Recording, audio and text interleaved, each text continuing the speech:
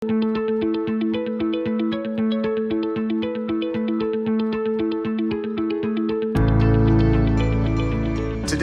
we are here with Greg Hauser, a Communications Branch Manager and State Interoperability Coordinator with the North Carolina Emergency Management.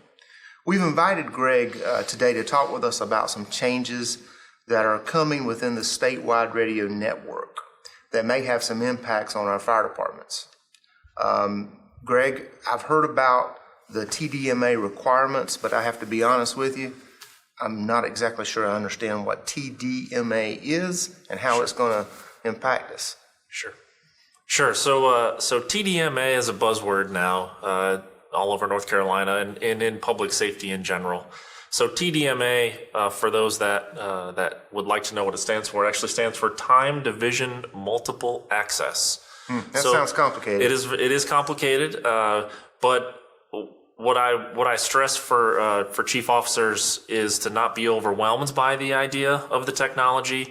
So what that does, TDMA, simply put, it allows any radio system to expand in capacity. Okay, so as the statewide radio network, or Viper, is expanding, the number of users is growing.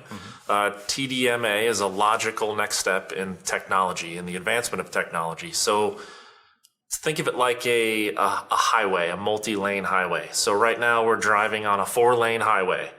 TDMA is going to, in essence, make that an 8-lane highway. So for every 4 talk paths that you have in a radio system, TDMA just cuts that and makes it each channel allow for 2 talk paths. So it turns the 4-lane highway into 8 lanes.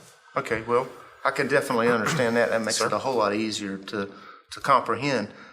We understand that January the 1st, 2020, there are some changes coming. Yes. What are those changes? Sure. So I wouldn't say changes. It's more like a limitation. So those fire departments that have the XTS model, and it's made by Motorola, or the XTL model, which is also a Motorola product, those will no longer be allowed to access or have access to the Viper system.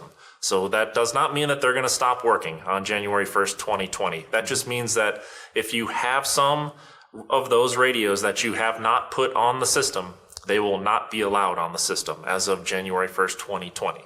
Okay. So with that said, if you have them prior to January 1st, 2020, it's a stretch, it's going to be close, but if you have them, they need to be on the system in order to be working after January 1st, 2020. Makes sense. So I just want to recap. If a local community has a radio system that is not part of the Viper system, will these TDMA changes impact their radios? Not necessarily. Okay. No. So I think, again, going back to find out what your local radio system, the characteristics of it, find out how it works. Some may already be TDMA.